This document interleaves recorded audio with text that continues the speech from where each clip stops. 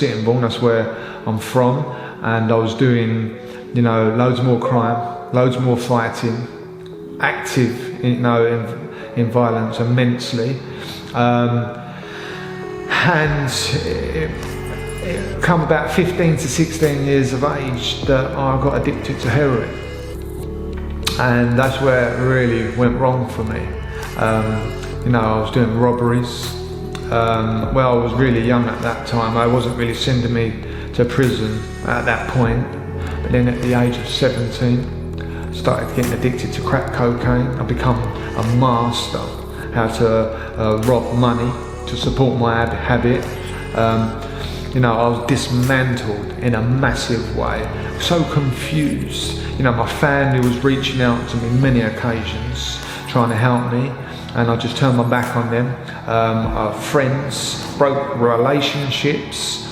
Friends didn't want to know me because I come nasty. I was a bad batch, and it wasn't fair for these people. It wasn't fair for these individuals who's encountering me and experiencing somebody what wasn't me.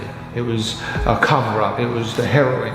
And what the heroin does to you, the heroin fractures your mindset, darkens your soul. It makes your soul so dark, so gripped with fear, and it can destroy a person.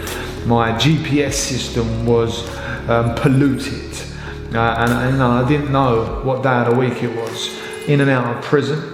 Been into a prison most of my life, over a decade, and you know, and I was damaged goods.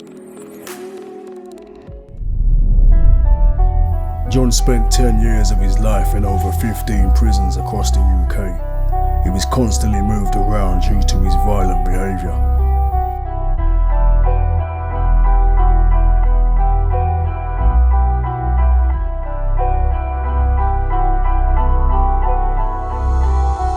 Right, so this is Elmley Prison, and this is the first adult prison that I come to, and that was at the age of 20, which is that's not allowed by law, well, at least back then when I was doing my prison sentence. But I was in Dover prison and I was getting into a lot of fights, robbing a lot of people inside the prison system.